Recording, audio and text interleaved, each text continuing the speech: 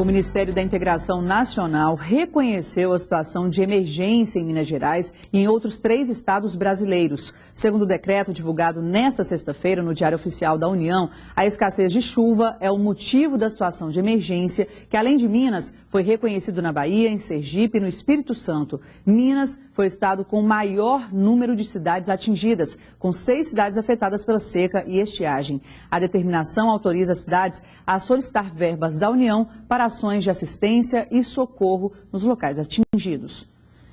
E para falar sobre a crise hídrica, eu recebo agora o nosso gestor de política. Boa noite, Carlos Lindenberg. Não basta só chover, como tem chovido nos últimos dias, né? Exatamente. Boa noite, Monique. Não basta chover. A gente tem falado isso aqui constantemente, né? É preciso recuperar os rios. Os rios estão todos assoreados. É preciso recuperar, Monique, as lagoas, os lagos, as nascentes, sem as quais não há rios, não há cursos d'água. Mas nada disso é feito. Nós estamos atuando só no curtíssimo prazo. Emergência, é preciso nós termos uma política de médio e longo prazo, para evitar que daqui a 5, 10 anos voltemos à situação de emergência que estamos vivendo hoje. Agora falando sobre o Palácio da Liberdade, né, há uma previsão de abertura, reabertura para visitação? Está se falando isso aí, mas eu conversei com o pessoal do Palácio do Governo agora à tarde, e a expectativa não é assim, uma coisa tão rápida não, viu, Monique? Há uma situação lá mais delicada, a questão dos cupins não foi ainda inteiramente resolvida. E é difícil, né, acabar com o cupim, né? É difícil, todos nós sabemos, essa praga, né? Há cupim, sim, no Palácio, há problemas de outro. Para você ter ideia, o Corpo de Bombeiros não fez a vistoria ainda, que é necessária para que se dê o laudo, para que se possa ocupar e o Palácio ter a sua vida, afinal de contas. Nada disso está feito. Portanto, eu acho que não vai ser tão rápido assim, não. Infelizmente, né? Agora, falando sobre a visita da presidente Dilma Rousseff, né? Há uma grande expectativa para a vinda dela na próxima segunda-feira. Grande expectativa. É a primeira vez que ela virá a Minas depois dessas manifestações, panelaço, etc. Como é que os conterrâneos da Dilma vão receber a presidente da República lá no Triângulo Mineiro? Ela, cuja mãe é lá no Triângulo, é de Uberaba, a mãe da Dilma. Então vamos ver como é que vai ser isso. É uma grande expectativa realmente. Bom fim de semana, até segunda. Muito obrigado para você, para o telespectador também. Obrigada.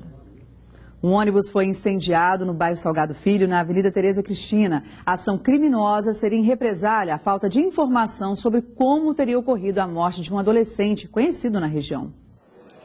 O coletivo da linha 310C, que faz o itinerário Sarzedo-Belo Horizonte, teria sido cercado por 30 pessoas com pedras, pedaços de madeira e gasolina nas mãos. Outras 30 estavam no ônibus que acabaria incendiado pouco tempo depois. Segundo o motorista do ônibus, primeiro foram retiradas as pessoas, em seguida com gasolina ateou-se fogo em toda a extensão do ônibus. Em seguida ateou-se fogo em alguns pneus nas cercanias do local e foi feito um trabalho de combate a incêndio simples também. Os suspeitos de atear fogo no coletivo afirmam que cometeram vandalismo em represália à morte de Breno Vinícius, mais conhecido pelo apelido de Mano Brau. Fizeram covardia com o nosso irmão lá, ó, MC Brau, eterno aqui, ó. Mataram o menino na covardia lá, ainda não quer protesto ainda prende o menino lá, que está protestando pela morte dele ainda, o povo faz essa covardia aí, ó. A gente está querendo explicação, o menino morreu, eles estão falando que é de morte súbita, depois falaram que bateram o carro, mas ninguém sabe da informação certa, ninguém sabe de nada. Para a Polícia Militar, não há dúvida de que Breno Vinícius teve um mal súbito enquanto dirigia um veículo furtado no bairro Nova Suíça. Esse tal de Breno, na segunda-feira, teve uma ocorrência de trânsito. Ele estava com um veículo que era furtado, ele tentou evadir do local e teve um mal súbito e veio a falecer. Um menor foi apreendido pelos militares por provocar o incêndio de forma criminosa. Foi um incêndio criminoso, cerca de 30 marginais, bandidos, atearam fogo no ônibus. A resposta da polícia ela foi rápida, já um menor apreendido e, segundo a denúncia anônima, ele tem relação com um incêndio criminoso.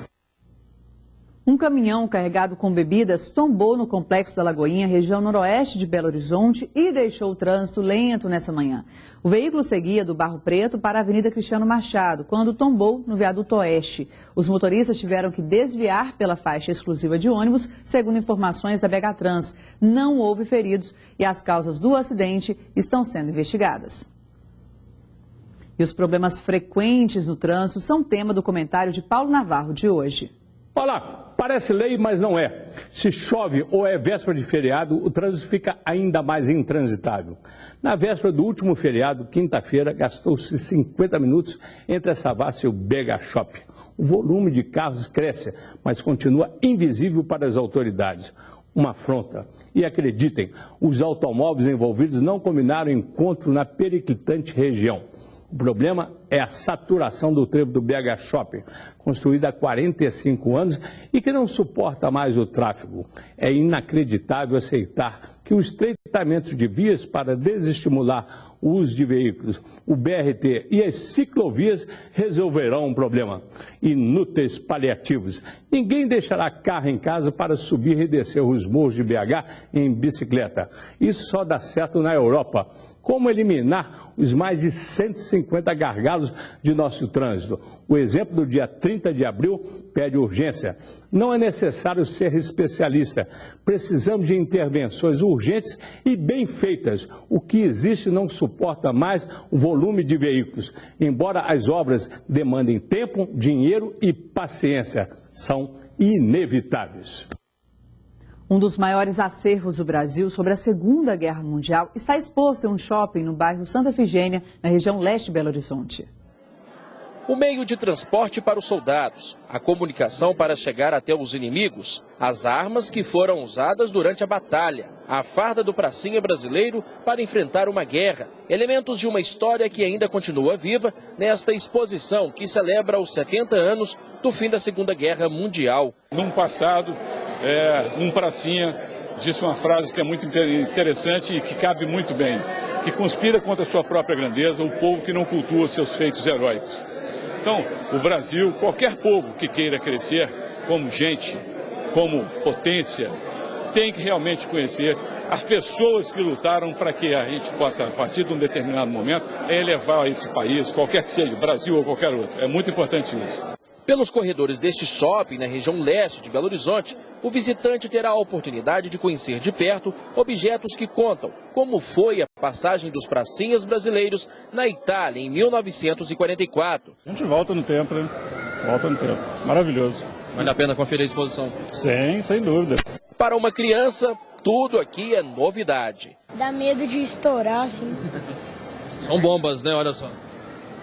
Interessante, né? Aham, muito.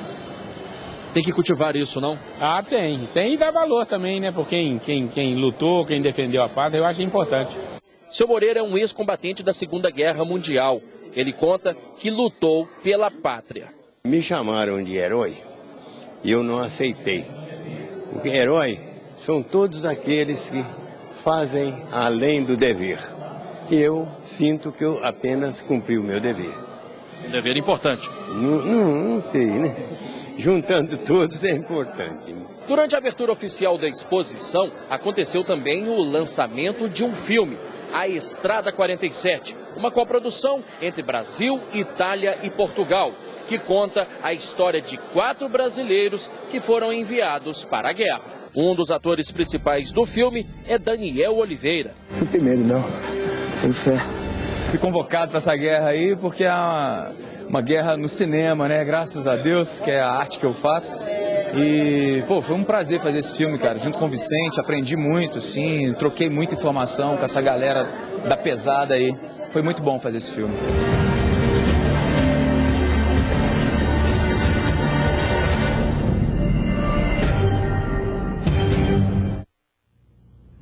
E a seguir tem futebol aqui no Band Minas e ainda a história da grávida à espera de quadrigêmeos nessa véspera de Dia das Mães.